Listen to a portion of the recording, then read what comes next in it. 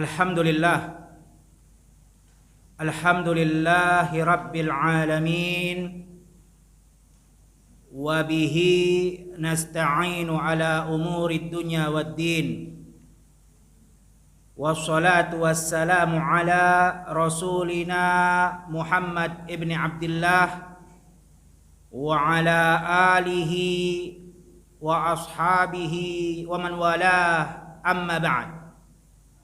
Alhamdulillah, selalu kita memuja dan memuji Allah Subhanahu wa taala atas segala nikmat-nikmat dan karunia-karunia yang sangat banyak yang telah Allah berikan kepada kita. Begitu pula tak lupa salawat dan salam kita panjatkan selalu kepada Nabi kita, Nabi yang mulia, Nabi Muhammad sallallahu alaihi wasallam, dan kepada keluarga-keluarganya dan para sahabat-sahabatnya, karena semua telah Allah katakan radhiyallahu anhum wa radu'an. Allah telah ridha kepada mereka semua dan mereka semua pun telah ridha kepada Allah Subhanahu wa taala. Jamaah, para akhwat wal ummahat yang dirahmati Allah dan dimuliakan oleh Allah Subhanahu wa taala, ketahuilah bahwasannya ilmu itu adalah cahaya. Oleh karena itu kata Imam Asy-Syafi'i rahimahullahu taala, al-ilmu nur wa nurullah la yuhda lil 'asi. Ilmu itu adalah cahaya, dan cahaya Allah yaitu ilmu Allah Subhanahu wa taala tidak akan pernah diberikan kepada mereka yang bergelimang dengan kemaksiatan Allah Subhanahu wa taala. Begitu juga tentang perihal ilmu, kata Allah Subhanahu wa taala, yarfa'illahu alladhina amanu minkum walladzina utul ilma darajat. Allah akan angkat derajat kalian wahai orang-orang yang beriman. Begitu pula Allah akan lebihkan lagi derajatnya mereka yang beriman, begitu pula yang berilmu. Oleh karena itu, para akhwat wal ummahat yang dirahmati Allah Subhanahu wa taala, mempelajari ilmu ini, terutama ilmu agama, adalah perihal yang Allah Subhanahu wa taala wajibkan kepada setiap muslim dan muslimah. Para akhwat dan ummahat yang dirahmati Allah Subhanahu wa taala, sebagaimana yang telah diinformasikan bahwasannya pada pertemuan kali ini dan insyaallah seterusnya, semoga Allah Subhanahu wa taala memudahkan kita pada setiap pekan pertama, yaitu di hari Rabu, kita akan mengkaji satu kitab yang berjudul Fiqhus Sunnah lin Nisa wa ma yajibu an ta'rifa kullu muslimatin min ahkam. Artinya adalah fikih tentang wanita, fikih sunnah untuk wanita yang mana wajib diketahui oleh setiap muslimah daripada hukum-hukumnya.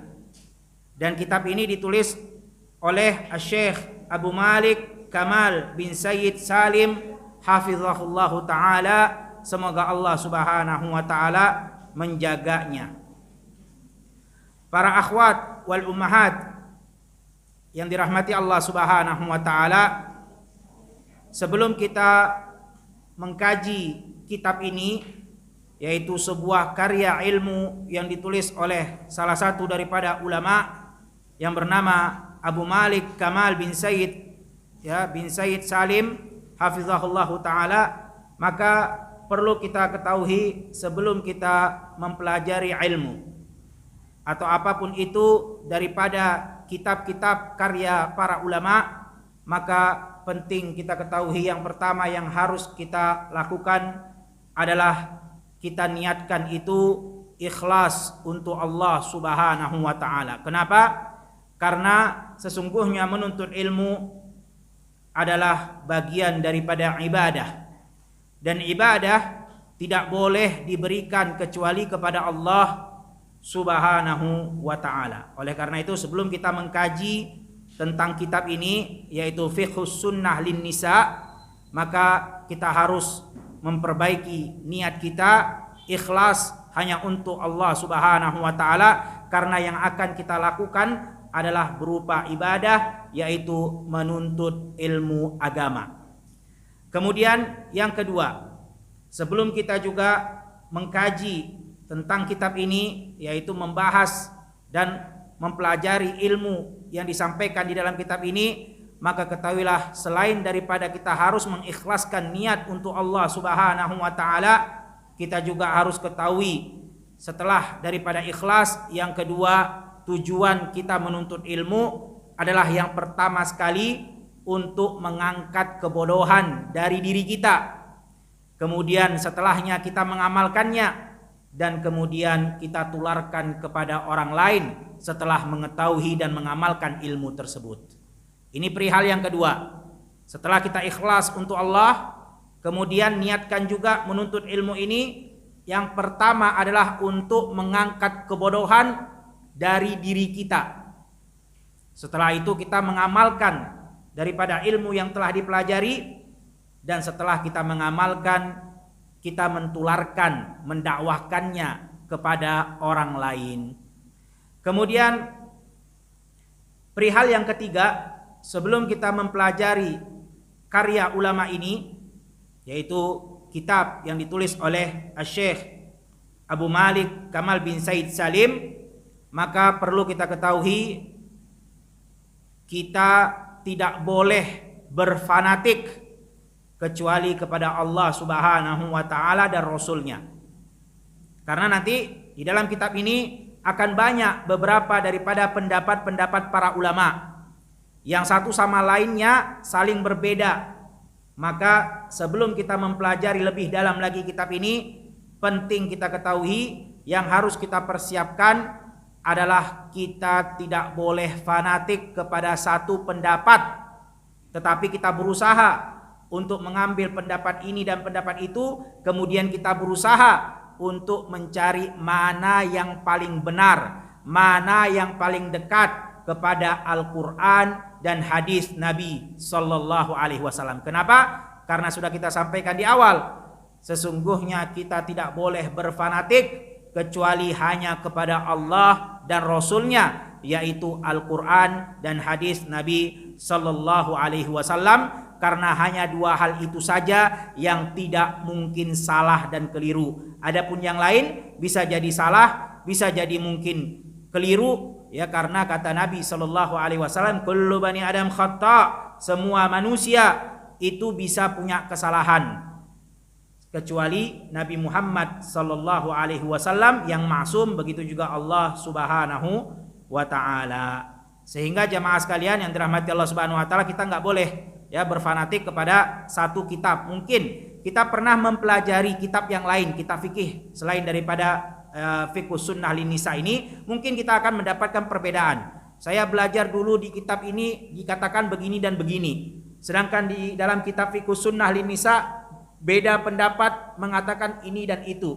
Maka kita tidak boleh mengatakan bahwasannya ini salah, ya itu yang benar, kecuali kita telah mempelajari keduanya, kemudian kita kumpulkan dan kita berusaha untuk mencari mana yang paling benar, dan kebenaran itu hanyalah datangnya dari Allah Subhanahu wa Ta'ala dan Nabi Muhammad Sallallahu Alaihi Wasallam. Kemudian yang terakhir, persiapan sebelum kita mengkaji, membahas kitab ini lebih dalam lagi, maka kita harus senantiasa mendoakan siapapun itu dari ulama, karena mereka para ulama telah berjuang, telah berusaha untuk menulis daripada ilmu di dalam tulisan-tulisan mereka, di dalam kitab-kitab mereka, yang mana sebagai tanda syukur kita kepada Allah Subhanahu wa Ta'ala adalah kita mendoakan mereka, karena mereka adalah para ulama. Jangan pernah kita merendahkan karena berbeda pendapat. kita pernah mempelajari kitab daripada ulama ini, kemudian ketika kita mempelajari kitab yang lain daripada ulama yang lain, kita merendahkan ulama tersebut karena berbedanya pendapat, maka ini tidak diperbolehkan, karena mereka adalah para ulama, yang mana ulama adalah warasatul anbiya, pewaris para nabi.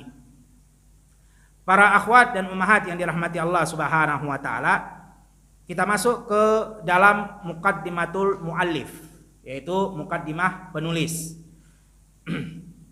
Qala al-muallif rahimahullahu taala, berkata penulis, semoga Allah Subhanahu wa taala merahmatinya, wa hafizahullah, dan semoga Allah Subhanahu wa taala menjaganya. Yang mana penulis di sini bernama Abu Malik, ya, Kamal bin Said Salim hafizahullahu taala. Innal hamdalillah nahmaduhu wa nasta'inuhu wa nastaghfiruh wa na'udzu billahi min syururi anfusina wa sayyiati a'malina, man yahdihillahu fala mudhillalah wa man yudlilhu fala hadiyalah, wa asyhadu an la ilaha illallah wahdahu la syarikalah wa anna Muhammadan abduhu wa rasuluh, amma ba'd. Para akhwat dan ummahat yang dirahmati Allah Subhanahu wa taala, al-muallif penulis di sini mendatangkan mukaddimahnya dengan khutbatul hajah. Jadi yang tadi kita sampaikan di awal itu namanya adalah khutbatul hajah, yaitu yang disampaikan tentang perihal memuji Allah Subhanahu wa taala, kemudian kita meminta perlindungan kepada Allah Subhanahu wa taala daripada keburukan diri kita, begitu juga keburukan perbuatan kita, dan juga kita mengikrarkan bahwasannya hanya Allah Subhanahu wa taala yang dapat memberikan petunjuk, dan hanya Allah Subhanahu wa taala yang menyesatkan bagi siapa mereka yang tidak Allah Subhanahu wa taala berikan petunjuk, dan seterusnya daripada syahadat wa anna Muhammad la ilaha illallah wa anna Muhammadan Rasulullah. Jadi hukum daripada khutbatul hajah ini, yaitu kita sampaikan sebelum kita menyampaikan perihal yang ingin kita sampaikan daripada isi atau daripada hal yang penting yang ingin kita sampaikan, maka disunnahkan untuk kita menyampaikan terlebih dahulu khutbatul hajah. Dan ini apa yang diajarkan oleh Nabi Muhammad sallallahu alaihi wasallam. Jadi hukumnya adalah sunnah. Tapi ketahuilah para akhwat dan ummahat yang dirahmati Allah Subhanahu wa taala, hukumnya tadi kita sampaikan adalah sunnah, bukan wajib. Oleh karena itu kata Syekh Ibnu Utsaimin rahimahullahu taala, siapa yang menjadikan khutbatul hajah ini adalah sebuah kewajiban, artinya setiap saat, setiap kondisi, setiap dia ingin menyampaikan sesuatu, pasti yang dia sampaikan yang pertama adalah khutbatul hajah, dalam rangka karena dia menganggap itu adalah kewajiban, ya, bukan dalam rangka dia menganggap itu sunnah.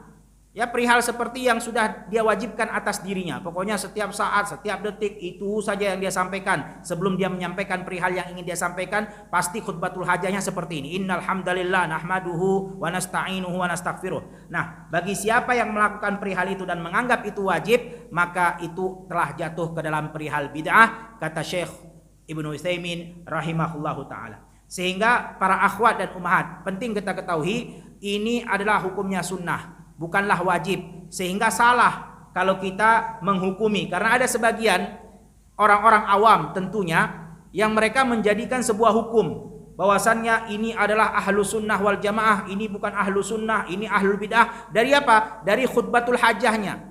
Kalau dia dengar, oh kalau ada ustadz, ada dai yang khutbatul hajahnya innal hamdalillah nahmaduhu wa nasta'inu wa nastaghfiruh, ini ahlu sunnah. Kalau yang lain alhamdulillahi rabbil alamin wa salatu, ini bukan ahlu sunnah. Nggak seperti itu jamaah. Ini hukumnya sunnah, betul, diajarkan oleh Nabi Shallallahu alaihi wasallam. Tapi jangan sampai kita juga menjadikan dia perihal wajib, apalagi menjadikan dia sebagai patokan untuk menghukumi seseorang ahlu sunnah atau bukan ahlu sunnah. Ini salah. Terkadang begitu, ada sebagian orang awam, begitu dia dengar seorang dai khutbatul hajahnya bukan innal hamdalillah nahmaduhu, langsung dia pergi, dia katakan ini bukan dai ahlu sunnah, subhanallah. Ya, nggak seperti itu. Ini sunnah, betul, diajarkan oleh Nabi. Tetapi hati-hati, kalau kita menjadikan itu sebuah patokan seperti kewajiban, maka itu telah jatuh ke perihal bid'ah, karena itu tidak pernah diajarkan oleh Nabi Muhammad sallallahu alaihi wasallam. Kemudian sebelum kita masuk kepada mukaddimah berikutnya, ada beberapa hal yang dapat kita pelajari daripada khutbatul hajah ini. Yang pertama yaitu innal hamdalillah nahmaduhu wa nasta'inuhu wa nastaghfiruh. Di sini kata para ulama, kita hanya memuji Allah Subhanahu wa taala dan meminta pertolongan kepada Allah dan meminta ampunan kepada Allah Subhanahu wa taala, itu menunjukkan akan tauhid rububiyah. Begitu pula wa na'udzubillah min syururi anfusina wa sayyiati a'malina, yaitu kita berlindung kepada Allah daripada keburukan diri kita, begitu juga keburukan perbuatan kita. Itu menunjukkan kepada tauhid uluhiyah.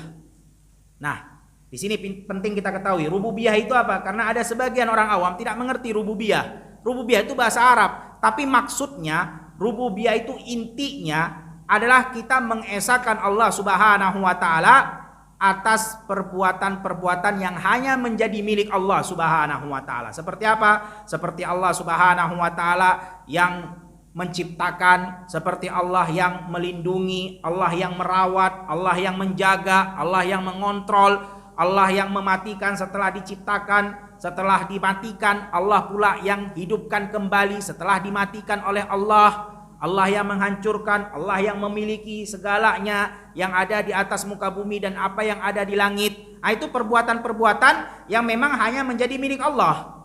Nah, perbuatan-perbuatan itu kita esahkan, kita berikan hanya kepada Allah, tidak boleh diberikan kepada selain Allah Subhanahu wa taala. Ini maksud daripada tauhid rububiyah. Adapun uluhiyah adalah mengesahkan Allah Subhanahu wa taala akan perbuatan kita yang hanya diberikan untuk Allah, namanya ibadah. Jadi kalau rububiyah perbuatan Allah yang kita esahkan, kalau uluhiyah perbuatan kita sebagai makhluk ciptaan Allah, hamba Allah yang hanya kita berikan perbuatan itu untuk Allah, yang nama lainnya adalah ibadah. Nama lainnya ibadah. Itulah uluhiyah. Jadi jamaah sekalian yang dirahmati Allah Subhanahu wa taala, penting kita ketahui ini pembagian-pembagian ini, kalau ditanya mana dalilnya daripada Al-Quran dan hadis, memang tidak ada lafaz yang langsung mengatakan uluhiyah, yang langsung mengatakan rububiyah, memang nggak ada. Tapi penting kita ketahui pembagian-pembagian ini hanya dalam rangka metode pembelajaran untuk kita gampang memahami tentang mentauhidkan Allah itu harus dari hal yang ini dan yang ini dan yang itu. Bukan hanya kita mengesahkan Allah dari perbuatannya saja, tetapi kita juga harus mengesahkan Allah Subhanahu wa taala dari perbuatan kita sebagai makhluk yang hanya kita berikan kepada Allah, yang tadi kita sampaikan namanya adalah ibadah.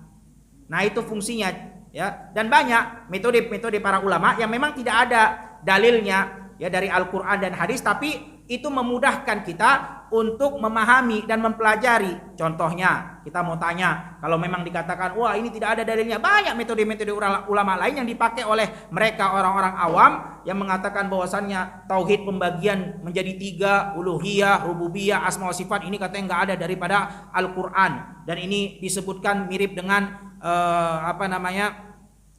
pembagian Tuhannya orang-orang Nasara ya, yang disebut dengan Tuhan Bapa, Tuhan Ibu, Tuhan Anak. Ini nggak ada sangkut pautnya jamaah sekalian.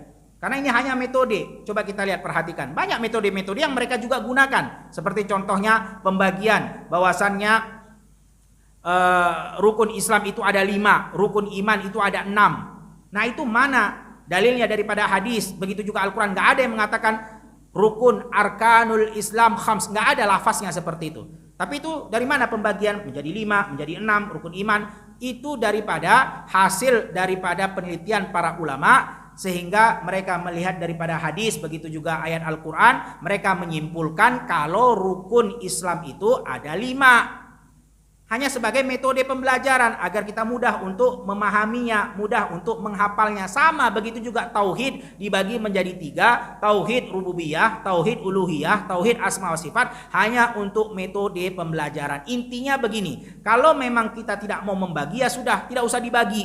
Karena para ulama juga ada yang membaginya menjadi 2, ada yang membaginya menjadi 3, nggak usah dibagi. Yang penting mentauhidkan Allah harus dari 3 hal tersebut. Yang pertama adalah perbuatan Allah yang harus kita esahkan. seperti yang sudah kita sampaikan, yaitu menciptakan, kemudian memelihara, mengontrol, memiliki, menghidupkan, mematikan, dan mengembalikan setelah dimatikan. Begitu juga harus kita esakan Allah daripada perbuatan kita yang disebut dengan ibadah, harus diberikan hanya untuk Allah. Begitu juga yang terakhir adalah tentang kabar-kabar, nama-nama Allah dan sifat-sifat Allah yang Allah kabarkan baik di dalam Al-Quran maupun di dalam hadis, harus kita esakan hanya milik Allah Subhanahu wa ta'ala. Tidak boleh disamakan kepada makhluk-makhluknya. Udah, itu aja intinya, jamaah sekalian yang dirahmati Allah Subhanahu wa ta'ala.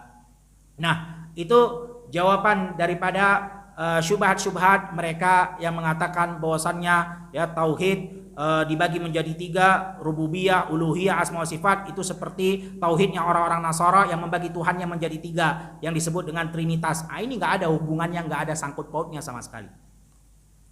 Kemudian khutbatul hajah, wa na'udzubillah, ya masih di dalam muqaddimah khutbatul hajah, wa na'udzubillah min syururi anfusina wa sayyiati a'malina. Nah, di sini para akhwat dan ummahat yang dirahmati Allah Subhanahu wa taala, kita diperintahkan untuk berlindung kepada Allah, baik itu daripada perbuatan kita ataupun daripada hati, maksud ataupun niat kita. Yang ada dalam hati itu apa namanya? Maksud, tujuan ataupun niat. Ini juga kita harus berlindung kepada Allah Subhanahu wa taala. Kenapa? Karena memang keburukan itu bisa jadi datangnya dari dalam hati, bisa jadi keburukan itu datangnya dari perbuatan tubuh. Karena ada sebagian orang yang niatnya baik.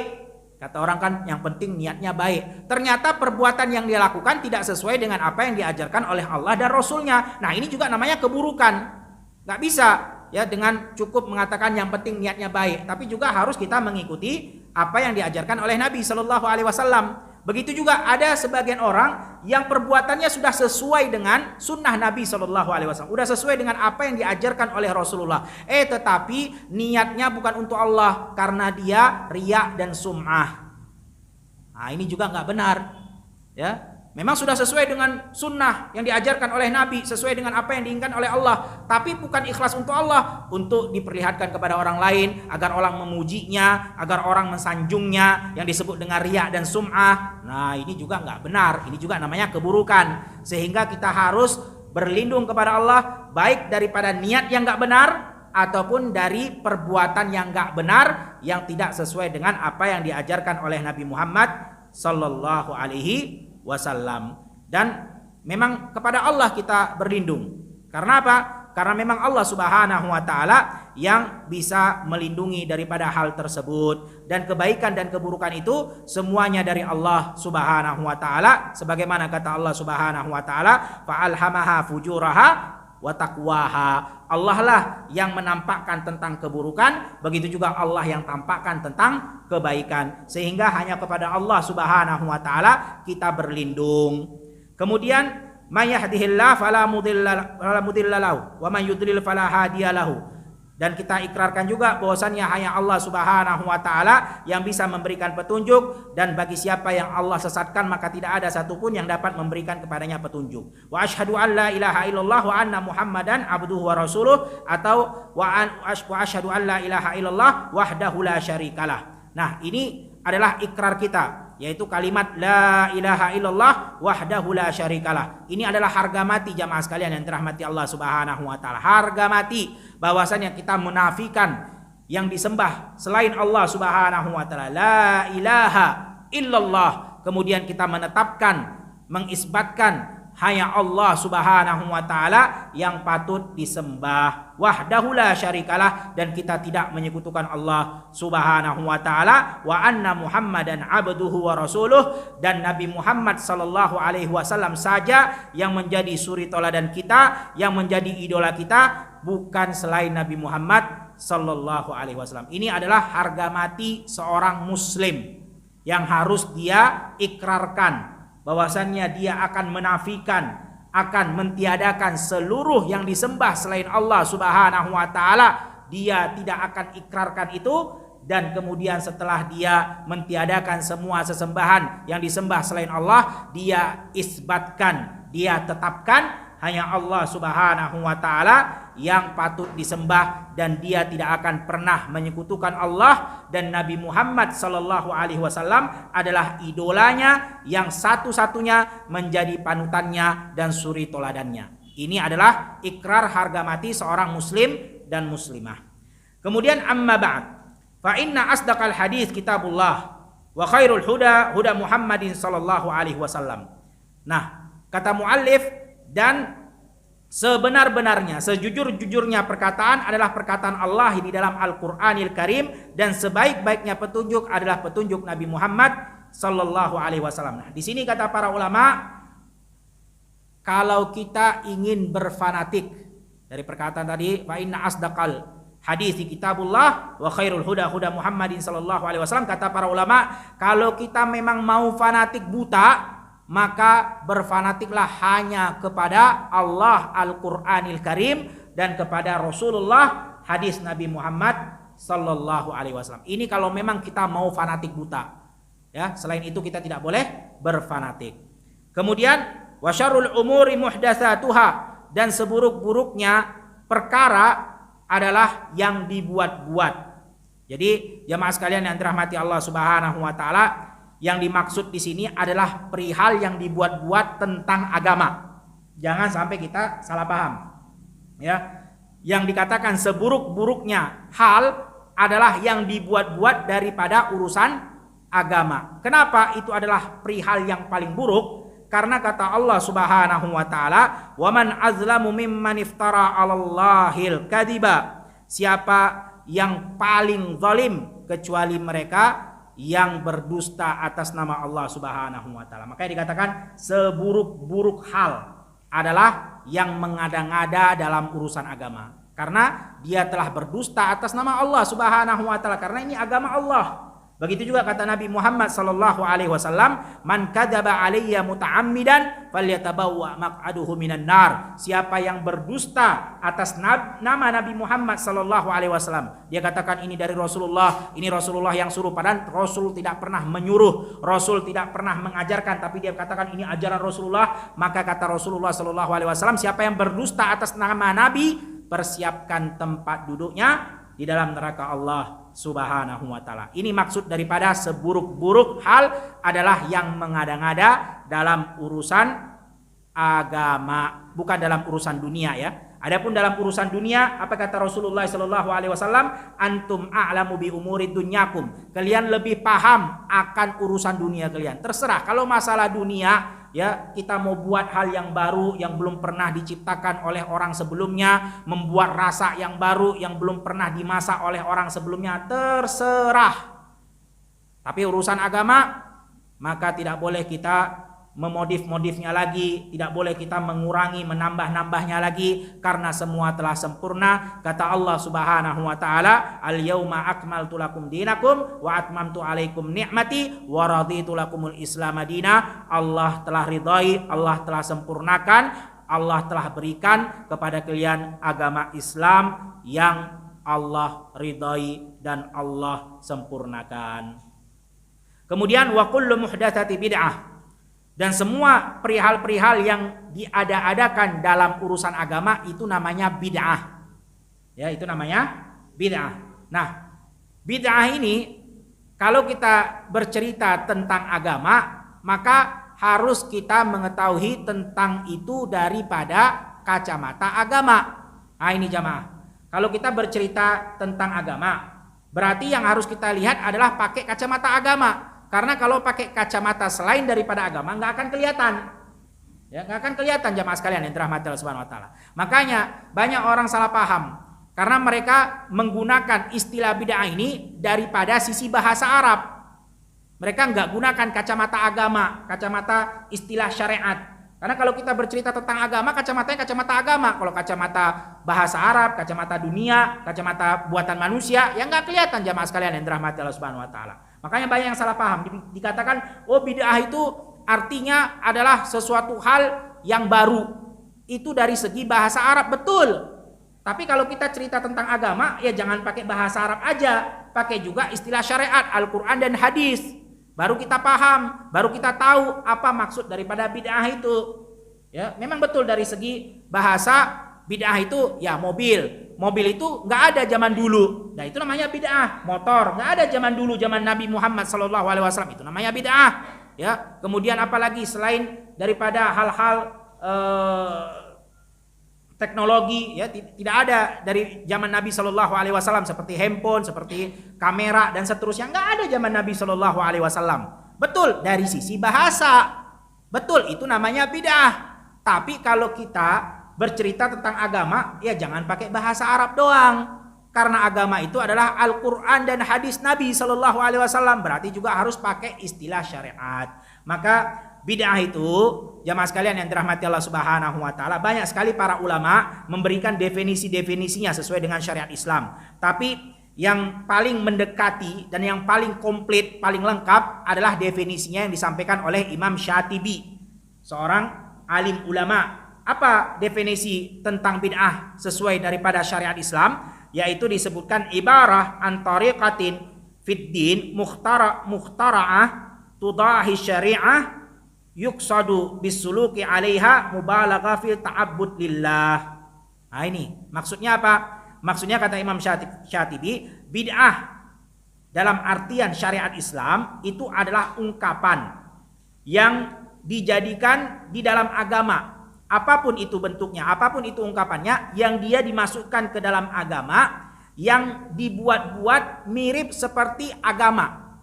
Artinya bukan daripada bagian agama, dia mirip dan dimasukkan ke dalam agama, tapi bukan bagian daripada agama. Karena namanya yang mirip itu bukan sesuai daripada yang asli. Ya, ini asli, wah ini tiruan. Nah, berarti tiruan itu walaupun mirip, tapi nggak bisa dikatakan asli, kan begitu. Karena beda antara yang asli dengan tiruan, walaupun semirip-miripnya dengan yang asli.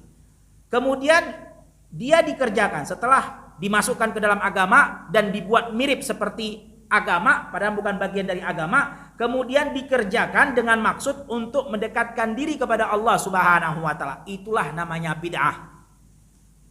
Contohnya ya, seperti sholat. Sholat bagian daripada agama, ya ada syariatnya. Kemudian kita buat mirip seperti sholat, bentuknya sama, bacaannya sama, tapi mirip, bukan asli. Yang kita kerjakan perbuatan itu untuk mendekatkan diri kita kepada Allah Subhanahu wa taala. Maksudnya mirip apa di sini? Ya, sholatnya, gerakannya sama, bacaannya sama, tapi ternyata rokaatnya dia tambah 1. Contohnya dia katakan sholat subuh 2 rokaat. Saya mah terlalu kurang rasanya kalau cuma 2 rokaat. Subuh ini kan orang habis bangun tidur, dia dalam keadaan tubuhnya itu sudah bertenaga karena dia sudah bangun daripada istirahat, sudah tidur lama. Dari jam 9 sampai waktu subuh dalam keadaan semangat. Kurang dong kalau kita kerjakan sholat subuh cuma 2 rakaat. Saya nggak mau 2 rakaat, saya mau buat 4 rakaat biar sama seperti zuhur dan asar. Apa salahnya? Zuhur 4, padahal dalam keadaan panas, orang capek habis pulang kerja, dalam keadaan lapar siang-siang, dikasih 4 rakaat zuhur. Kenapa subuh dalam keadaan orang enak, cuaca nggak panas, dalam keadaan orang baru bangun tidur, dalam keadaan semangat karena dia baru selesai istirahat dengan istirahat yang panjang, kenapa cuma 2? Maka dia buatlah 4, sama bacaannya, dia buat Al-Fatihah sama, rukuknya sama, sujudnya sama, perbuatannya semua sama dengan sholat subuh yang Rasulullah ajarkan, yaitu 2 rakaat. Tapi nggak mirip, kenapa? Karena dia tambah menjadi 4 rakaat. Itulah namanya bid'ah, dan itu bagian dari agama karena dia masukkan itu daripada ibadah, dan tujuan dia kerjakan itu tadi untuk apa? Untuk lebih mendekatkan dirinya kepada Allah, karena dia merasa kurang. Subuh cuma 2 rakaat kan gitu, saya merasa kurang dekat sama Allah kalau cuma 2 rakaat, karena ini 2 rakaat sebentar ini, kenapa enggak 4? Saya lagi semangatnya gitu. Nah itu yang dimaksud dengan bid'ah sesuai dengan syariat. Maka ya perlu kita ketahui, batil perkataan mengatakan, oh kalau begitu mobil bid'ah, kalau begitu motor bid'ah. Itu bid'ah sesuai dengan bahasa Arab, tapi dalam syariat Islam bukan itu yang dimaksud dengan bid'ah. Yang dimaksud adalah apa yang telah kita sampaikan di awal tadi. Wallahu a'lam bishawab. Kemudian wa kullu bid'atin dhalalah wa kullu dhalalatin finnar. Semua bid'ah itu adalah sesat, dan semua kesesatan itu di dalam neraka Allah Subhanahu wa taala. Wa ba'd. Kemudian kata mu'allif, fa innallaha ma khalaqal khalqa illa liyaqumu bi'ubudiyatihi. Faqala subhanahu wa ma khalaqtul jinna wal insan illa liya'budun. Kata muallif penulis, Allah Subhanahu wa taala tidaklah menciptakan makhluk kecuali hanya untuk menegakkan ibadah kepadanya, kepada Allah Subhanahu wa taala. Dalilnya mana? Kata Allah Subhanahu wa taala dalam surat Az-Zariyat ayat 56. Nah, siapa yang bisa menerjemahkan dalilnya ini? Siapa yang punya bukunya? Ada enggak di antara kita yang punya kitabnya? Kalau ada yang punya kitabnya, tolong diterjemahkan surat Az-Zariyat ayat 56. Tidak ada satupun yang punya kitabnya, terjemahan. Subhanallah jemaah. Gimana kita mau belajar? Coba baca yang punya kitabnya, artinya surat Az-Zariyat ayat 56. Kalau ada kitabnya baca aja terjemahan. Kalau enggak boleh juga contek dari yang lain. Maksudnya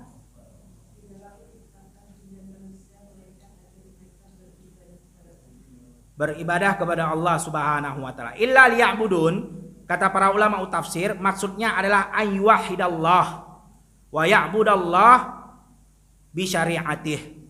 Maksudnya adalah kita mentauhidkan Allah, mengibadahi Allah, ya maksudnya tauhid Allah kepada Allah Subhanahu wa taala, mentauhidkan Allah dan tidak menyembah Allah Subhanahu wa taala kecuali dengan apa yang disyariatkan Allah Subhanahu wa taala. Karena banyak orang-orang yang maksudnya tadi bagus, mau mengibadahi Allah tapi enggak sesuai dengan apa yang disyariatkan oleh Allah Subhanahu wa taala. Sehingga maksud illa liya'budun, selain daripada mengibadah Allah, dan ibadah itu artinya adalah tauhid tadi, dan kemudian kita tidak mentauhidkan Allah atau tidak mengibadahi Allah kecuali dengan apa yang disyariatkan oleh Allah Subhanahu wa taala.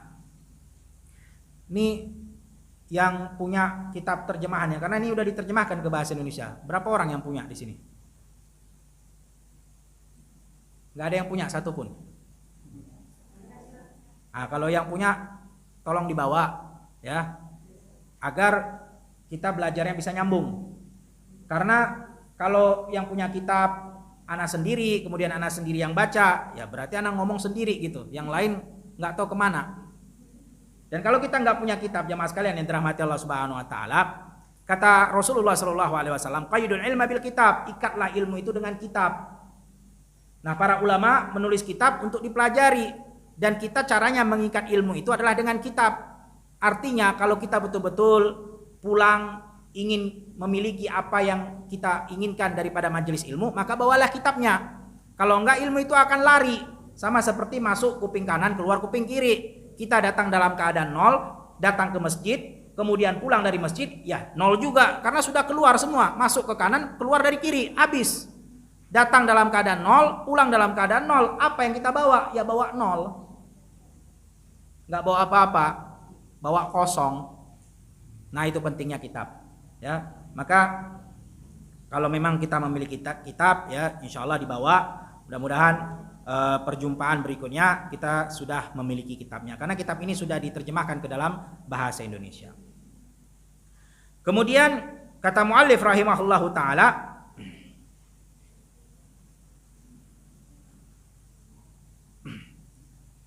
wala yuqbalu minal abdi sa'yuhu wa ibadatuhu illa idza tahaqqaqa fihi syartan al-ikhlas lillahi ta'ala fihi wa kaunul amalu salihah muwafiqan li sunnati Rasulillah sallallahu alaihi wasallam. Qala ta'ala faman kana yarju liqa'a rabbih falyamal amalan salihan wa la yusyrik bi ibadati rabbih ahada. Surat Al-Kahfi ayat 110. Nah, ini kalau misalnya ada yang bawa kitabnya bisa terjemahin nih. Ada yang bawa enggak? Enggak ada. Ada, kalau ada tolong diterjemahkan. Enggak ada, kalau enggak ada taib. Khairan insyaallah. Taib. Khairan, kalau memang tidak ada, mudah-mudahan perjumpaan berikutnya kita sudah memiliki kitabnya. Banyak yang bawa. Tolong diterjemahkan. Kalau banyak yang bawa, wala yuqbalu min abdi sa'yuhu wa ibadatuhu. Jadi biar kita belajar sedikit-sedikit, ya, biar kita juga bisa ngikuti pelajaran. Siap tahu di mana terjemahannya nih? Wala yuqbalu, setelah ayat Allah Subhanahu wa taala, wa ma khalaqtul jinna wal insan illa liya'budun. Sampai kepada firman Allah, faman kana yarju liqa'a rabbih, surah Al-Kahfi ayat 110. Tolong, siapa saja yang bawa bukunya, tolong bantu diterjemahkan. Satu orang saja.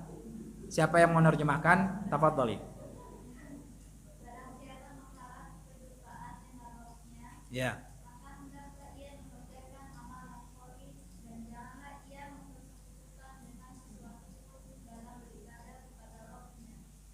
Ya, itu sudah kita baca tadi. Selanjutnya setelah ayat wa ma khalaqtul jinna wal insan. Kan surat Az-Zariyat ayat 56. Nah, setelahnya dibaca terjemahannya. Tahu sampai mana terjemahannya? Ya, surah Al-Kahfi sebelumnya itu. Ah, itu sudah. Setelah itu baca. Nggak ada terjemahannya. Wala yuqbalu min abdi sa'yuhu wa ibadatuhu. Tidak diterima usaha seorang hamba, begitu juga ibadahnya. Ada begitu terjemahannya? Langsung ayat. Baik, langsung ayat. Khairan insyaallah. Di sini kata muallif, tidak diterima usaha seorang hamba, begitu juga ibadahnya, kecuali terpenuhi 2 syarat. Ada? Berarti harus disimak baik-baik. Yang punya buku, subhanallah. Coba tolong diterjemahkan biar kita sama-sama belajar.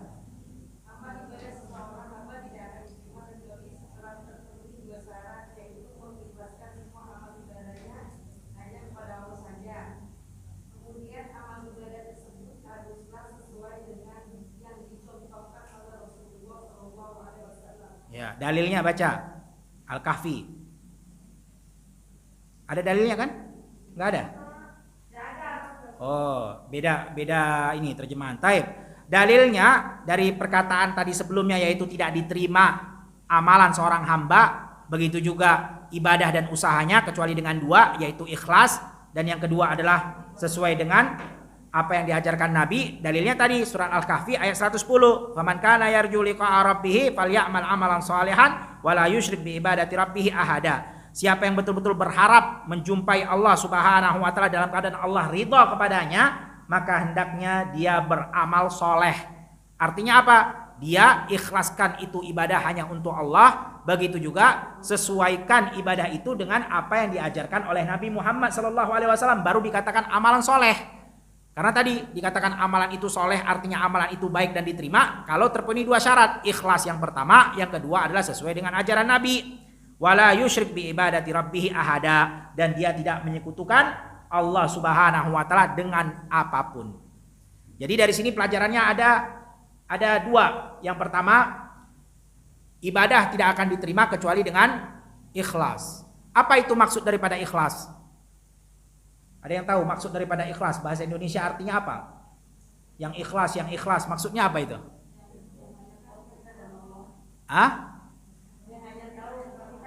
Ya, ikhlas itu disebutkan oleh para ulama yang artinya kita melakukan suatu hal dan tidak mengharapkan ganjaran kecuali dari Allah. Itu ikhlas. Melakukan apapun daripada perbuatan dan kita tidak mengharapkan imbalannya kecuali kepada Allah. Itulah ikhlas. Ya. Kemudian syarat yang kedua tadi sesuai dengan apa yang disunnahkan oleh Nabi Muhammad sallallahu alaihi wasallam.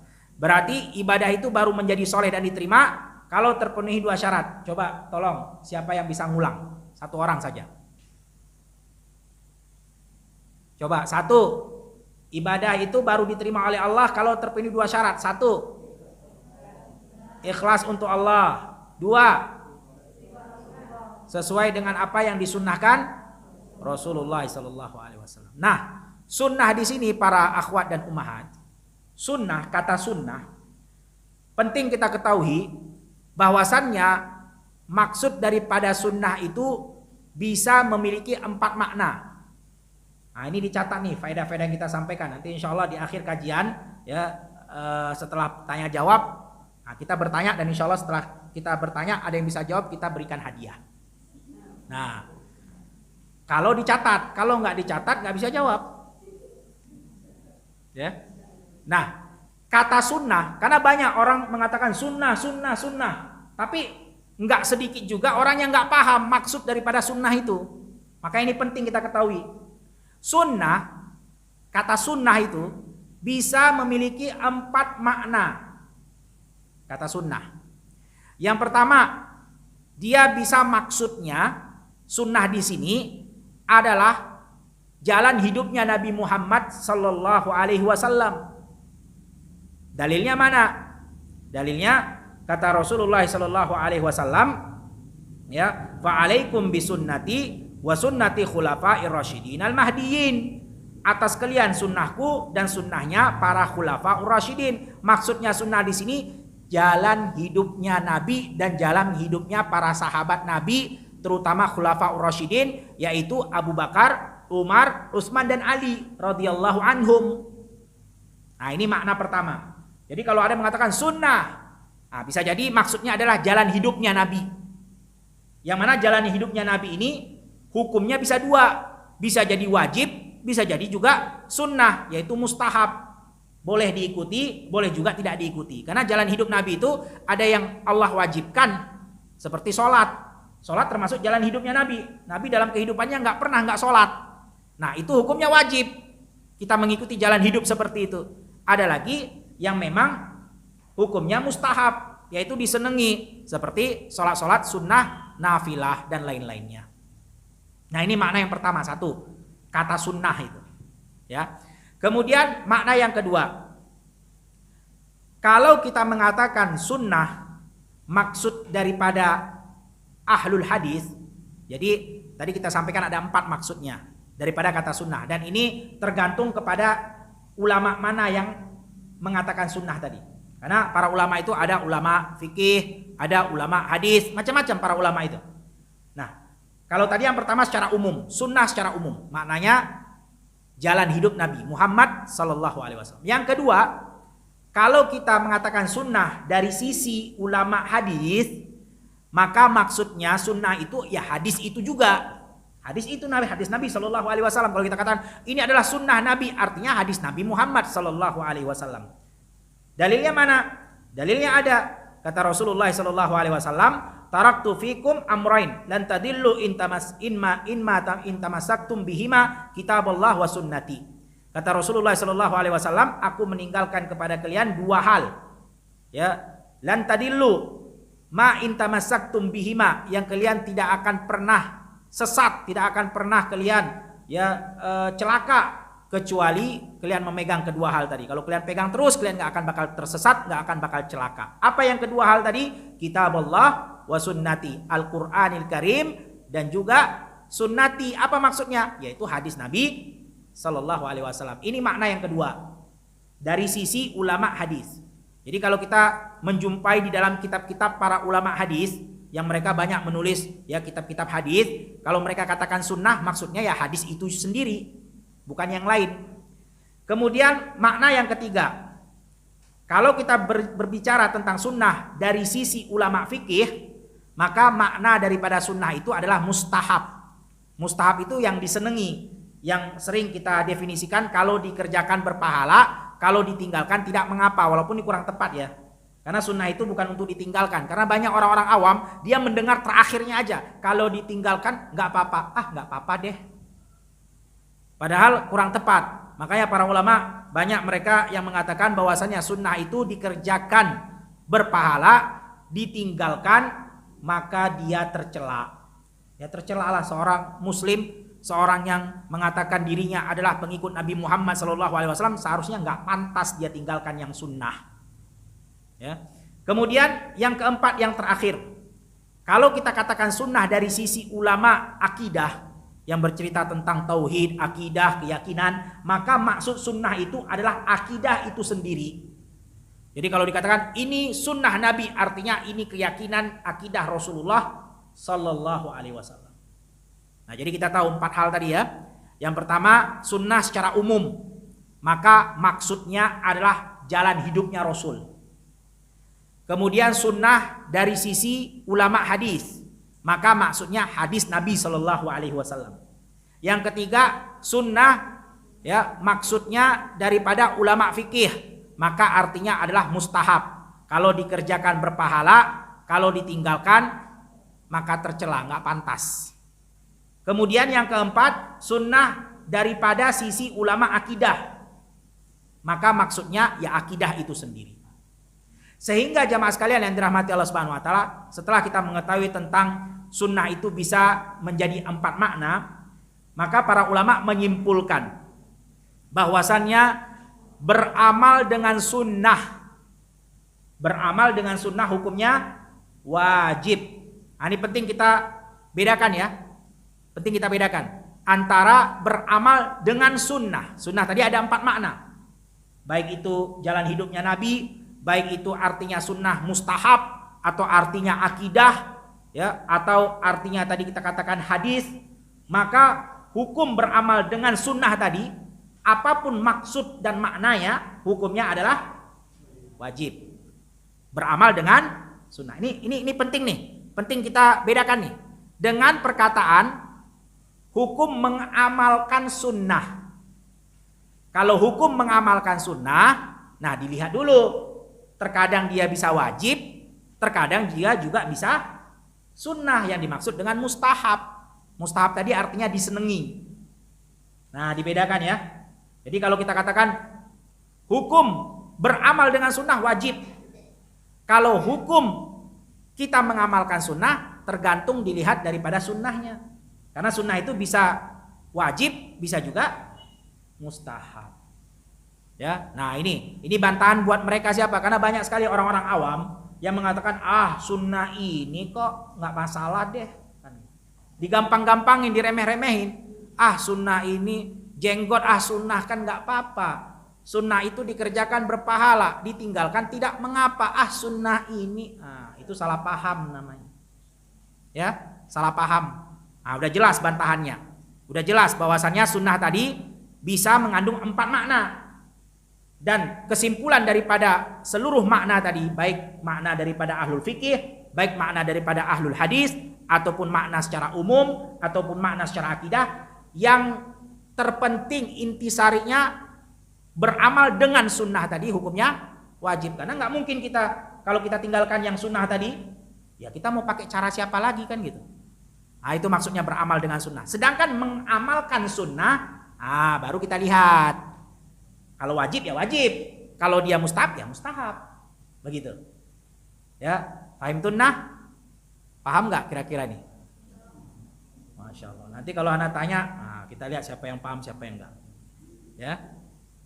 Nah, karena banyak orang-orang awam mereka salah kaprah, salah menyimpulkan. Dengar kata sunnah langsung, sunnah ini gampang, nggak apa-apa, nggak masalah. Padahal bisa jadi sunnah itu jadi wajib kan gitu. Baik. Kemudian kita sampai pukul berapa ini?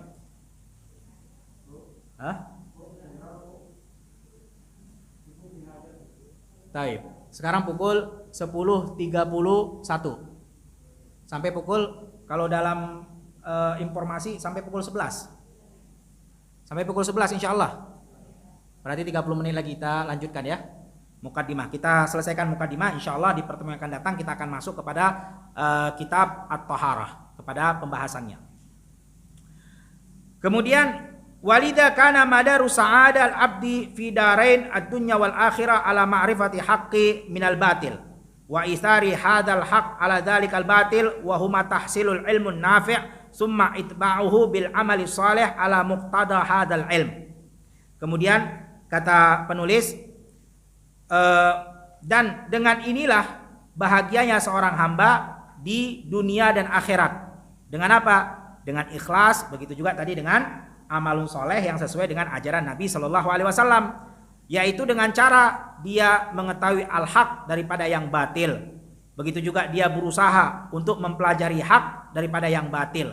Jadi di sini jamaah sekalian yang dirahmati Allah Subhanahu Wa Taala, penting kita ketahui bahwasannya orang yang mempelajari kebenaran, insya Allah setelah itu dia tahu tentang kebatilan. Berbeda dengan orang yang mempelajari kebatilan. Jadi yang dia pelajari tentang keburukan, tapi yang hak nggak pernah dia pelajari. Maka bisa jadi dia tidak tahu mana yang hak. Kenapa?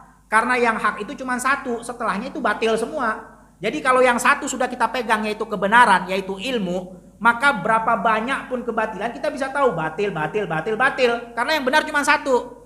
Berbeda dengan kalau kita pelajari yang batil, pelajari ya yang nggak benar daripada kitab Injil, kitab Taurat. Banyak orang seperti itu. Al-Qur'anil Karim aja belum selesai dia pelajari, tapi dia udah sibuk dengan Injil, dia udah sibuk dengan Taurat, dia udah sibuk dengan syubhat-syubhat. Padahal Al-Quran belum dia hafal, Al-Quran belum habis dia pelajari, belum habis dia ketahui tafsirnya semuanya, sibuk dengan kitab yang nggak penting. Nah, kata para ulama, kalau orang yang mempelajari hanya batil-batil saja, betul mempelajari kebatilan itu bagian daripada ilmu. Tapi kalau dia cuma mempelajari batil saja, bisa jadi dia tidak mendapatkan kebenaran. Karena yang batil itu banyak dan yang hak itu cuma satu. Tapi berbeda kalau kita pelajari yang hak yang cuma satu dan tidak ada duanya, karena namanya kebenaran pasti cuma satu. Insya Allah kalau datang kebatilan, betapa besar pun kebatilannya, betapa banyak pun kebatilannya, insya Allah kita bisa bedakan mana yang benar, mana yang salah. Kenapa? Karena yang kita pelajari yang pertama adalah kebenaran, yaitu Al-Quran dan hadis Nabi Sallallahu Alaihi Wasallam. Kemudian dengan cara apa kita bisa bahagia tadi kata mu'alif, yaitu dengan cara mempelajari ilmu yang bermanfaat, kemudian kita ikuti setelah kita mempelajarinya dengan amalan soleh, yang mana amalan soleh ini adalah kandungan daripada ilmu. Jadi seseorang setelah dia berilmu, maka konsekuensi daripada ilmu yang telah dia ketahui adalah mengamalkannya. Itu konsekuensi kandungan daripada ilmu tersebut. Kemudian wa inna nadhira fi waqi'inal mu'asira bi'aini basirati la yajidul mar'ah mustahdifatan minal a'da'il Islam hatta ghadatil mar'atu ha'iratun baina hidayatil Islam wa ghiwayatil i'lan bal in qita'an ha'ilan minal fatayati tansha'a fi muqadda'iha la tulaqqanal Qur'an wa la ta'riful ahkamil Islam.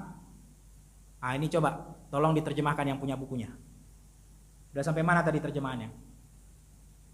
Nah, siapa saja? Satu orang. Wa inna nadhira, yang artinya siapa yang ingin memperhatikan keadaan yang nyata dengan prihatin, maka dia akan menjumpai wanita itu banyak sekali menjadi sasaran empuknya musuh-musuh Islam. Nah, ada nggak terjemahannya seperti itu? Nah, coba tolong baca sampai dengan tidak bisa membaca Al-Quran. Nah, coba baca dari tadi itu, siapa yang ingin memperhatikan dengan seksama, maka dia akan menjumpai wanita banyak menjadi sasaran empuknya musuh-musuh Islam. Nggak apa-apa, coba. Ya, coba dibaca. Biar kita sama-sama belajar. Nah, coba dibaca.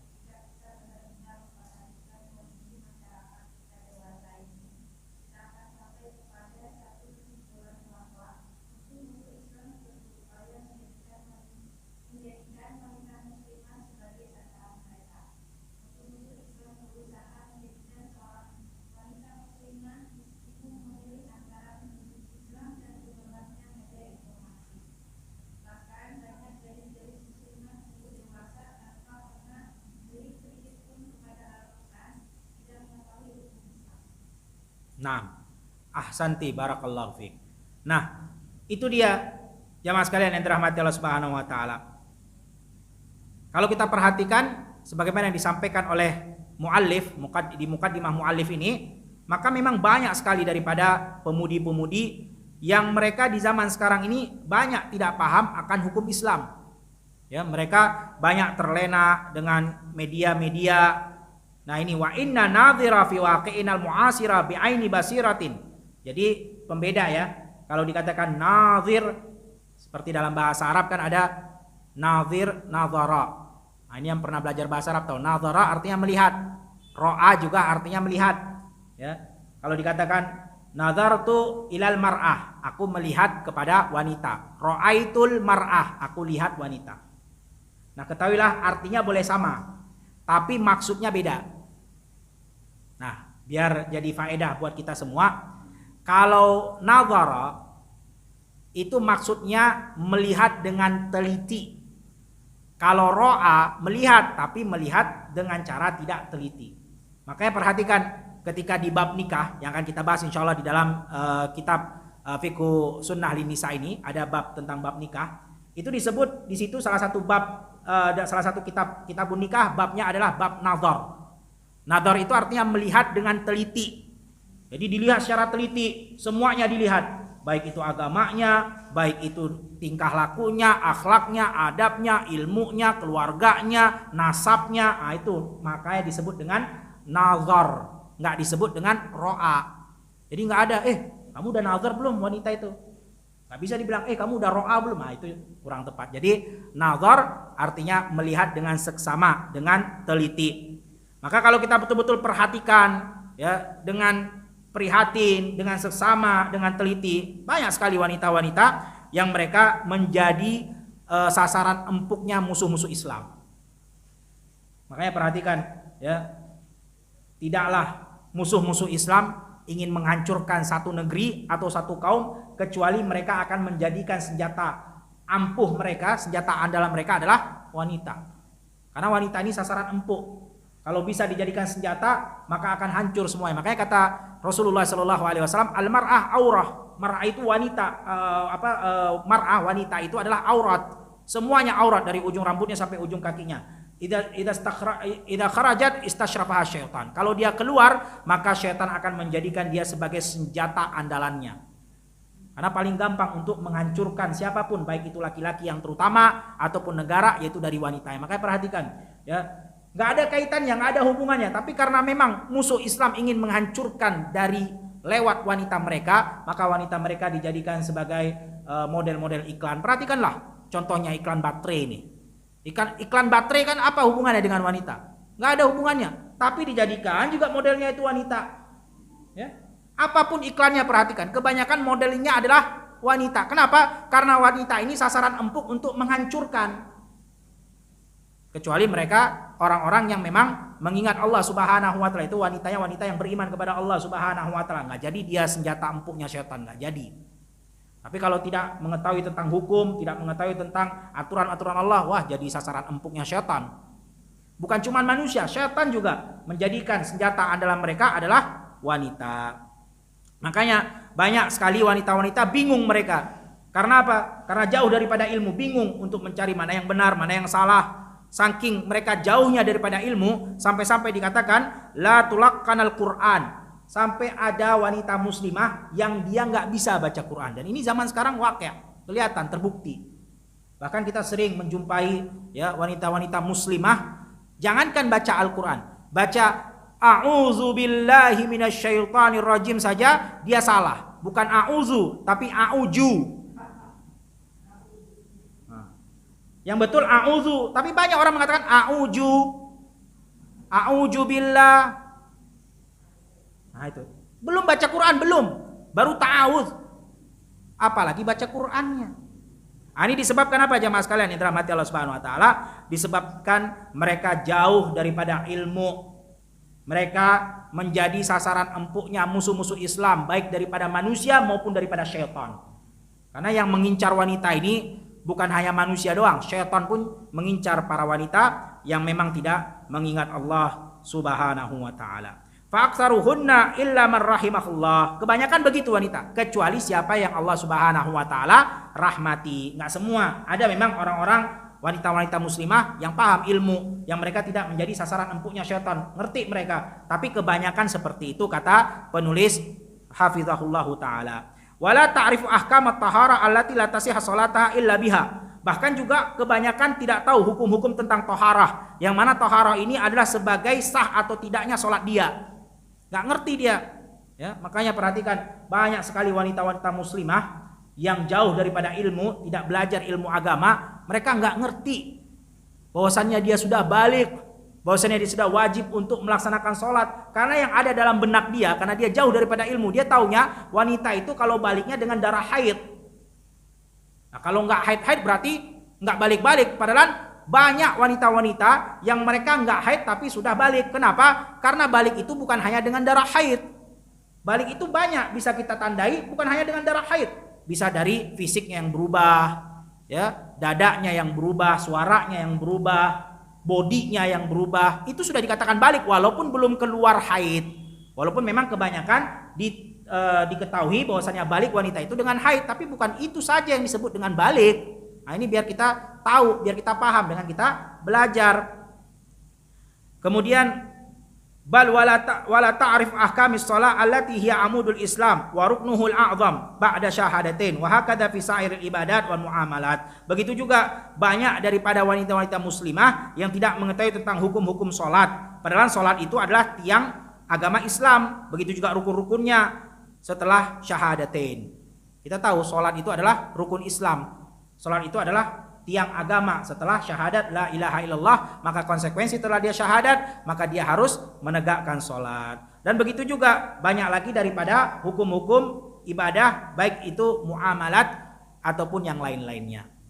Jadi banyak orang nggak ngerti, dia tahu cuman syahadat aja, saya sudah muslim sudah, la ilaha illallah anna muhammadar rasulullah. Padahal setelah dia masuk ke dalam Islam, setelah dia mengucapkan syahadatain, masih banyak yang harus dia kerjakan. Salat, belum lagi seperti ibadah muamalat, seperti contohnya kita bagaimana memuliakan tamu, bagaimana harus kita menjaga perasaan tetangga, harus kita muliakan tetangga. Itu juga bagian daripada Islam.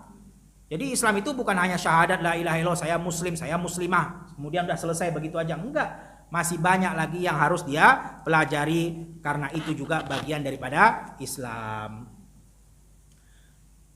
Kemudian kita persingkat ya mukaddimah karena terlalu panjang.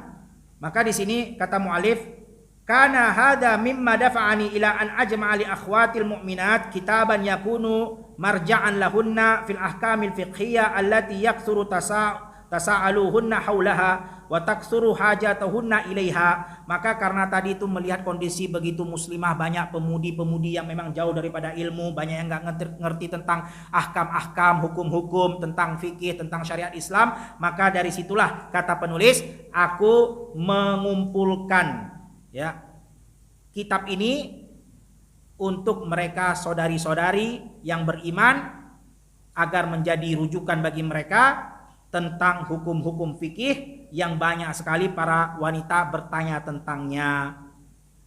Kemudian kata muallif rahimahullahu taala, wa as'alullaha an yanfa'a bihadzal amalil akhwatil mu'minat. Aku meminta kepada Allah Subhanahu wa taala agar dengan kitab ini maka bermanfaatlah amalan-amalan untuk para saudari-saudari yang beriman. Wa an yatakabbalahu minni biqabuli hasanin, dan agar Allah Subhanahu wa taala menerima amalan ini, yaitu kitab beliau ini, dengan penerimaan yang baik, yaitu dari Allah Subhanahu wa taala. Wa yanfa'uni bihi yaumal alqah, dan bermanfaat untukku nanti di hari aku berjumpa kepada Allah Subhanahu wa taala. Kata Allah Subhanahu wa taala, yauma la yanfa'u malun wala banun illa man atallaha biqalbin salim, yaitu hari di mana tidak bermanfaatnya harta dan anak dan keluarga kecuali siapa yang datang menghadap Allah dalam keadaan hatinya bersih. Huwa waliyun dzalika wal qadiru alaihi wa huwal musta'an wa alaihi tuklan. Dan Allah Subhanahu wa taala yang akan menolong dan mampu akan segala hal tersebut, dan Allah tempat kita meminta tolong, dan kepadanya lah kita bertawakal. Wa sallallahu wasallam wa barik ala nabiyina Muhammad wa ala alihi wa sahbihi ajmain. Dan selawat dan salam kepada Rasul kita Nabi Muhammad sallallahu alaihi wasallam, dan kepada keluarganya dan kepada para sahabatnya seluruhnya. Ditulis di sini oleh Kamal bin Sayyid Salim Abu Malik, yaitu Syekh Abu Malik yang bernama Kamal bin Sayyid Salim hafizahullahu taala. Maka kita anggap selesai mukaddimahnya. Karena kalau kita baca dari awal sampai akhir terlalu panjang mukaddimah al-muallif. Al-muhim, kita sudah mengambil intisari daripada mukaddimah tersebut, bahwasannya beliau hafizahullahu taala menulis kitab ini adalah untuk agar pemudi-pemudi, wanita-wanita muslimah mendapatkan satu tempat rujukan agar mereka mengetahui tentang syariat Islam, khususnya tentang hukum fikih yang banyak sekali muslimah-muslimah tidak mengetahuinya. Wallahu a'lam bishawab. Masih ada waktu kita ambil kitab Taharah 10:47. Kita lanjut atau kita cukupkan sampai di sini?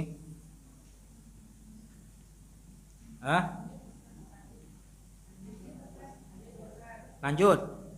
Kita ambil sedikit, mungkin 5 menit, 10 menit. Setelah itu kita tutup dengan tanya jawab insyaallah taala. Kata muallif kitab Taharah. Kita masuk ke kitab yang pertama, pembahasan yang pertama, yaitu kitab Taharah. Taharah ini artinya bersih dari kotoran. Begitulah maksudnya. Ya. Jadi kalau kita bilang toharoh dalam bahasa Indonesianya artinya bersih dari kotoran. I'lami ukhtil muslimah, kata penulis, ketahuilah wahai saudariku muslimah, anna taharata fil lughah, adapun taharah dalam segi bahasa Arab itu adalah hiyan nadhafah wa nazaha minal aqdar, yaitu bersih suci dari kotoran. Nah, itulah maksudnya tadi dari segi bahasa. Ya kalau dibilang taharah berarti bersih suci dari kotoran.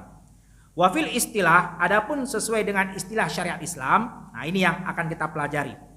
Hiya raf'ul hadath ay zawalul wasfi al-qa'im bil badanil mani' minas salati wa nahwiha.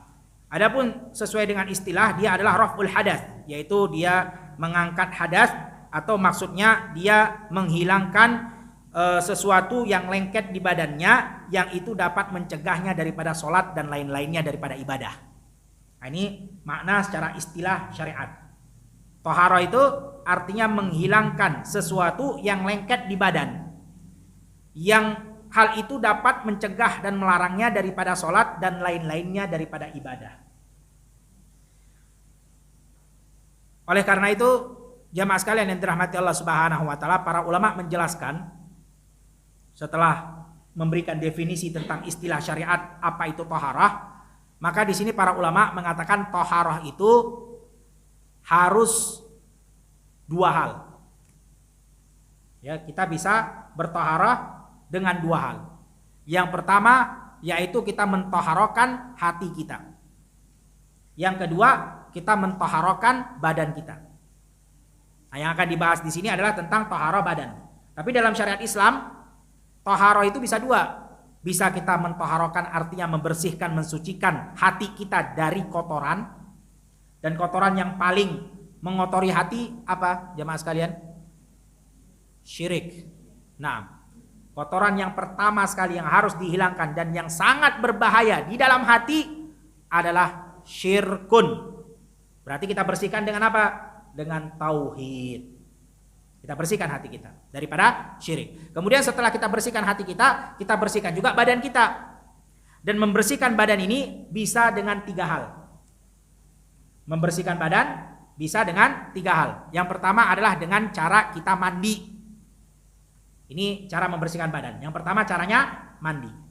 Yang kedua caranya adalah wudu.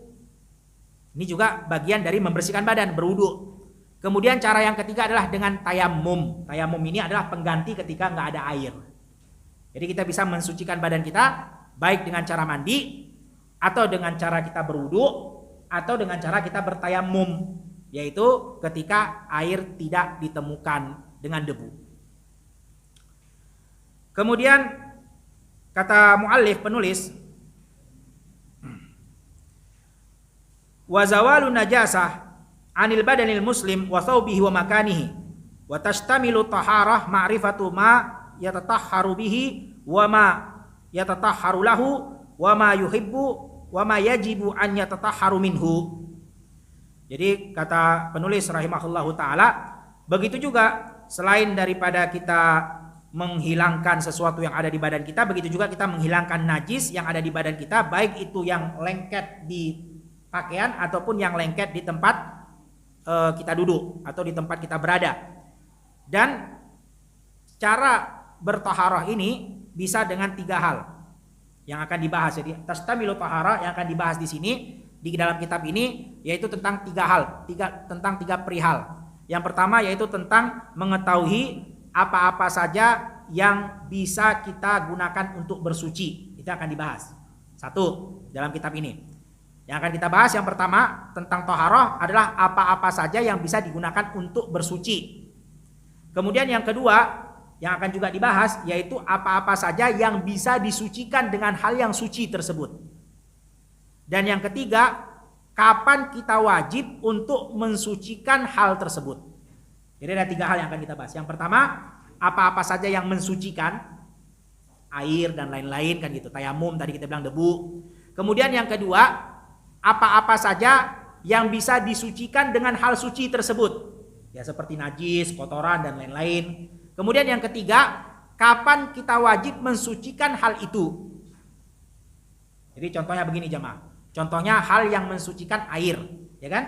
Air mensucikan. Nah, kira-kira apa yang bisa disucikan oleh air? Nah, itu juga akan dibahas. Ya, seperti najis tadi, contohnya air kencing. Air kencing ini kan bisa disucikan dengan air, diguyur, disiram kan gitu. Kalau misalnya kita terkena kencing anak kita yang masih kecil, nah diguyur. Kemudian kapan kita mensucikan hal tersebut? Yaitu ketika kita kena kencing anak kita masih kecil, kapan wajib kita sucikan? Yaitu ketika kita akan menunaikan sholat, menunaikan ibadah, wajib kita sucikan. Karena tadi tidak sah ibadahnya kalau di situ ada najis dan tanpa dia bertoharoh. Nah, kemudian ahkamul miyah wa ma takunu bihi taharah. Insyaallah kita tutup dengan pembahasan ini, dan tentang pembagian air akan kita ambil di pertemuan yang akan datang. Wallahu a'lam bishawab.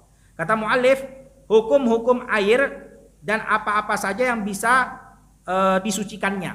Ya, apa-apa saja yang bisa disucikan oleh air tersebut. La yukhfa 'alaika ayatuhal mu'minah annahu la yasih laki salatun ma lam takuni tahara minal hadas akbar wal asghar wal najasah. Fafi sahih faqala Nabi sallallahu alaihi wasallam la yuqbalullahu salata bi ghairi tahur wa tahsulu hadhihi tahara bi istimali ahadil mutahhirin al ma'u turab alladhi yanubu anhu fi ba'dil ahwal kama sayati. Jadi kata penulis rahimahullahu taala, kita cukupkan sampai di sini. Ketahuilah wahai mukminah bahwasannya tidak akan sah salatmu kalau engkau tidak mentoharakan dirimu baik daripada hadas akbar dan asghar. Jadi hadas itu ada dua, ada akbar dan asghar. Begitu juga daripada najis. Dan dalilnya di dalam Sahih Muslim kata Rasulullah SAW, Allah tidak akan menerima sholat tanpa toharoh. Maka toharoh di sini bisa kita lakukan dengan dua hal yang mensucikan. Yang pertama adalah air, yang kedua adalah tanah ataupun debu yang dapat menggantikan air di beberapa keadaan sebagaimana yang akan disampaikan pada berikutnya. Nah, jadi di sini jamaah sekalian yang dirahmati Allah Subhanahu wa taala, kita ketahui bahwasannya yang wajib kita toharokan, yang wajib kita sucikan yang pertama adalah hadas. Yang kedua adalah najis. Nah, ini ada faedah nih. Apa perbedaan hadas dengan najis? Nah, kita cukupkan sampai di sini. Ya, siapa yang tahu atau pernah mendengarnya apa perbedaan hadas dengan najis? Jadi kan tadi disampaikan oleh mu'alif bahwasannya kita harus mentoharokan diri kita baik daripada hadas ataupun daripada najis. Nah, perbedaannya apa antara hadas dengan najis? Siapa yang tahu tafadhali boleh jawab. Apa itu hadas, apa itu najis? Karena ini dua hal yang harus kita toharokan, yang harus kita sucikan, kita bersihkan. Nggak ada yang tahu. Baik, barakallahu fikum. Dicatat. Hadas itu, jadi ini penting kita ketahui karena nanti di dalam pembahasan di kitab taharah ini banyak sekali disebutkan hadas, najis, najis, hadas, najis, gitu terus. Ya. Nah, kalau kita nggak tahu apa perbedaannya, bingung kita nanti.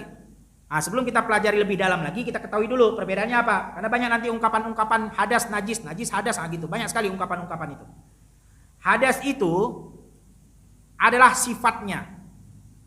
Sedangkan najis adalah barangnya atau bendanya. Ya. Hadas adalah sifatnya. Sedangkan najis adalah barangnya. Jadi kan barang itu punya sifat. Nah, contohnya begini. Contohnya ada orang ketika dia sudah berwudu, dia buang angin. Nah, orang itu disifati apa? Orang itu disifati hadas. Batal wudunya hadas, berarti dia sedang berhadas. Nah, hadas itu harus dia hilangkan dengan toharoh tadi yang kita sampaikan di awal. Toharohnya dengan cara apa? Berwudu lagi, pakai air, atau bisa jadi pakai tayamum kalau dia tidak menemukan air. Nah, itu pembahasan yang kita sampaikan tadi di awal. Maka hadas itu adalah sifat, bukan bentuk, bukan barang. Karena dia sudah buang angin, maka sifat orang itu adalah hadas. Dan hadas harus ditoharohkan sebelum dia mengerjakan ibadah. Dan toharoh tadi bisa dengan air, bisa dengan tayamum. Nah, ini sifatnya ya. Nah, mohon maaf. Ternyata ketika dia buang angin diikuti dengan kotoran, nauzubillah. Diikuti dengan kotoran. Kan ada orang begitu ya. Buang angin Terjepit. Subhanallah. Ini penting karena ini ilmu ya, nggak apa-apa kita sampaikan. Nah, sifat dia sudah hadas dengan buang angin, tapi ternyata diikuti dengan kotoran tadi, buang anginnya dengan kotoran. Nah, kotoran itu kan benda, bentuk. Nah, kotoran itu namanya najis. Berarti dia harus toharohkan hadasnya dan juga harus toharohkan siapa? Najisnya, yaitu kotoran tadi. Itulah pembeda antara hadas dengan najis. Paham tunnah? Ya. Jadi hadas itu sifat pokoknya. Ya contohnya tadi kita bilang seseorang berhadas kan gitu. Kemudian dia berwudu. Oke, wudu dia. Berarti hadasnya udah hilang dong.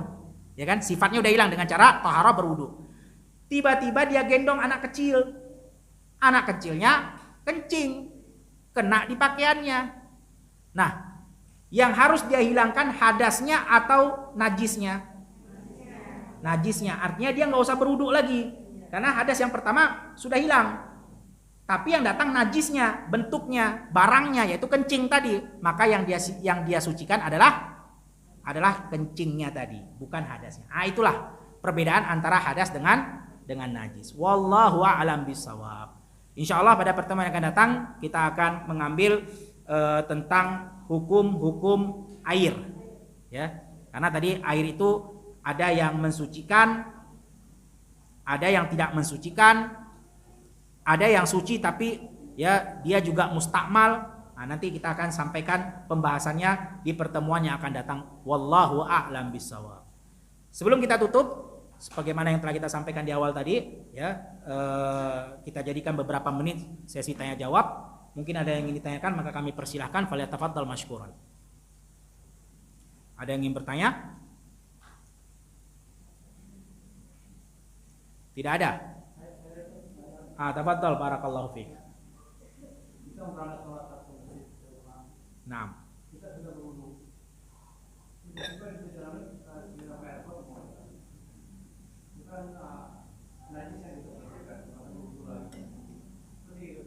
Nah, seperti yang kita umpamakan tadi di awal, dia sudah berwudu, kemudian terkena air kencing anaknya karena dia gendong anak kecil, maka yang dia bersihkan, yang dia sucikan adalah najisnya, bukan dia berwudu lagi.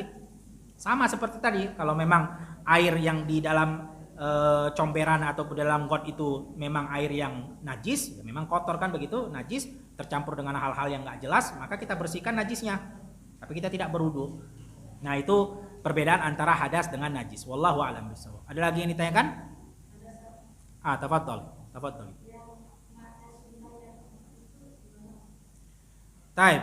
Tadi makna sunnah itu ada 4. Yang pertama, kalau secara umum artinya jalan hidup yang ditempuh oleh Nabi Shallallahu Alaihi Wasallam. Ini secara umum. Begitu juga khulafa ar-rasyidin. Dan dalilnya tadi kita sudah sampaikan, fa'alaikum bisunnati wa sunnati khulafa ar-rasyidin al-mahdiyyin. Kemudian yang kedua, kalau dari sisi ahlul hadis, ulama hadis, artinya ya hadis. Kalau dikatakan sunnah maksudnya hadis Nabi. Kemudian yang ketiga, kalau dari sisi ulama fikih, maksudnya sunnah itu ya sunnah yang hukumnya kalau dikerjakan berpahala, kalau ditinggalkan ya tidak pantas, tercela, begitu ya. Bukan tidak apa-apa ya. Ini kurang tepat kalau dikatakan dikerjakan berpahala, tidak dikerjakan tidak apa-apa. Karena bisa jadi syubhat bagi orang-orang awam. Orang-orang awam tuh sukanya ngambil yang terakhirnya doang. Tidak apa-apa, ya udah nggak apa-apa. Nah, ini repot nih, ya. Kemudian yang terakhir tadi kita katakan, kalau dia yang disampaikan oleh ulama akidah, ulama yang membahas tentang tauhid, maka maksudnya adalah tauhid dan akidah, yaitu keyakinan Nabi Shallallahu Alaihi Wasallam tentang sunnah itu. Nah, itu maksud daripada makna sunnah yang kita sampaikan ada 4 hal. Wallahu a'lam bishawab. Jadi tergantung kita baca kitabnya apa. Kalau kita baca kitabnya seperti kitab tauhid, kalau kita menjumpai kata sunnah ya berarti jangan kita bilang oh ini sunnah, berarti kalau dikerjakan nggak apa-apa, kalau dikerjakan berpahala, ditinggalkan nggak apa-apa. Nah, bukan itu, karena yang kita baca adalah kitab tauhid, artinya berarti akidah, keyakinan wajib harus diambil gitu. Kalau kita baca kitab fikih, kita dapat jumpai kata sunnah, berarti maksudnya oh dikerjakan berpahala, nggak dikerjakan ya nggak pantas gitu. Ada lagi yang ditanyakan? Tidak ada? Kalau tidak ada, boleh ada yang bertanya. Kalau ada yang bertanya, insya Allah indi jaizah, Anda punya hadiah. Kalau yang bisa jawab, tolong apa? Nah, ini nggak bisa Anda lihat siapa yang angkat tangan. Ya udah, jawab aja, siapa yang bisa jawab, nanti kita kasihkan hadiah. Tapi jangan berebut, ya satu orang ya satu orang, nanti gantian lagi yang lain. Karena kita nggak bisa lihat siapa yang angkat tangan. Kalau sama ikhwan-ikhwannya nggak apa-apa, angkat tangan, nanti kita yang tunjuk. Kalau ini kan nggak kelihatan. Nah, yang bisa jawab saja. Adapun yang lain nanti mau menjawab akan diberikan pertanyaan berikutnya. Baik, pertanyaan pertama. Nah, ini kitab hadiahnya tentang Tazkiyatun Nufus, 10 kiat-kiat mensucikan jiwa. Insya Allah bagus untuk dibaca agar kita terjauhi daripada penyakit-penyakit hati ya, penyakit-penyakit yang memang membuat kita susah untuk istiqomah. Pertanyaan yang pertama, tadi kita sampaikan apa definisi daripada bid'ah sesuai dengan syariat Islam? Nah, yang bisa jawab silakan jawab, tapi jangan berebutan. Definisi daripada bid'ah sesuai syariat, bukan bahasa. Karena tadi kita bilang ada dua, bahasa definisinya, kemudian ada juga daripada syariat. Secara bahasa Indonesia juga nggak apa-apa. Ya. Naam.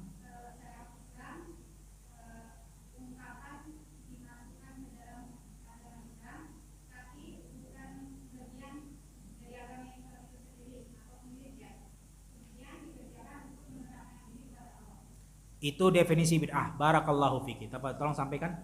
Tolong sampaikan. Masya Allah. Ahsanti. Ahsanallah ilaik. Pertanyaan yang kedua. Nah, ini pertanyaan yang kedua yang belum menjawab. Yang sudah menjawab jangan jawab lagi, biar kebagian dengan yang lain. Ya. Pertanyaan kedua, 8 nasihat berharga meraih hidup bahagia. Subhanallah. Ini biar ya hidup kita bahagia di dunia dan akhirat. Karena terkadang orang mencari kebahagiaan capek, dia banting tulang, peras keringat siang, pagi dan malam, lembur kerja, nggak bahagia. Nah, ini ada 8 nasihat biar kita bahagia. Ya. Ada orang begitu jamaah, subhanallah, datang kepada kita bukan sembarangan orang, profesor. Artinya orang sudah punya ilmu. Dan profesor ini juga bukan orang sembarangan, artinya dia punya harta, dia punya ya dunia. Datang kepada kita kira bertanya tentang apa? Ini profesor mau nanya apa? Ternyata yang dia tanya sepele. Ustadz, gimana caranya bahagia? Subhanallah, berarti selama ini dia nggak bahagia. Nah, ini dia 8 nasihat berharga meraih hidup bahagia. Pertanyaan yang kedua, ya, pertanyaan yang kedua.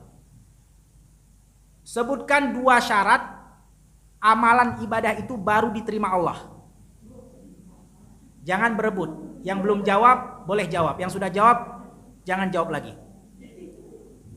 2 syarat amal ibadah itu baru Allah terima. Sebutkan 2 syaratnya. Syarat yang pertama ikhlas.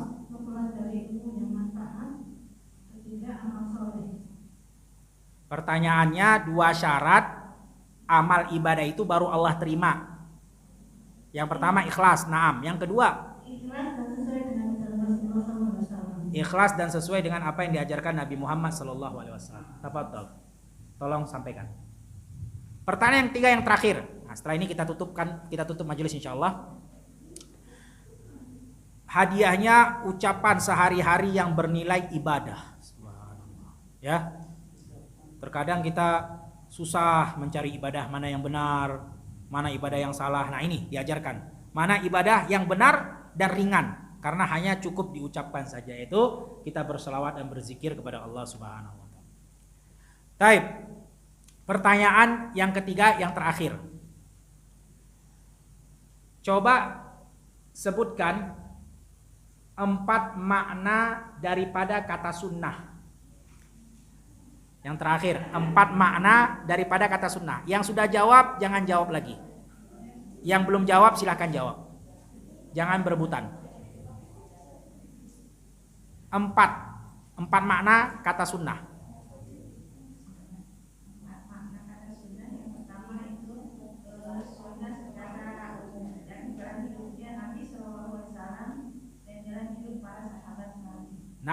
pertama. Yang kedua, artinya hadis Nabi. Jadi sunnah dari ulama hadis artinya hadis Nabi. Yang ketiga, dari sisi ulama fikih itu sesuatu sunnah yang disenangi. Yang disenangi. Kalau dikerjakan tercela. Ya, enggak pantas. Dari sisi ulama akidah, Keyakinan tauhid, akidah itu sendiri. Tafadhol. Tolong sampaikan. Masya Allah, barakallahu fiik. Ya, ahsanullah ilaik. Jadi itu saja mungkin yang bisa kita sampaikan jamaah sekalian yang dirahmati Allah Subhanahu wa taala, para akhwat dan ummahat daripada kajian kita Fiqhus Sunnah lin Nisa, dan insyaallah pada pertemuan yang akan datang kita akan masuk kepada pembahasan tentang pembagian air yang dapat mensucikan, suci lagi mensucikan. Wallahu a'lam bisawab, karena waktunya sudah pukul 11 ya, waktunya sudah lewat. Kita cukupkan majelis sampai di sini dengan membaca doa kafaratul majelis. Subhanakallahumma wa bihamdika asyhadu an la ilaha illa anta astaghfiruka wa atubu ilaik.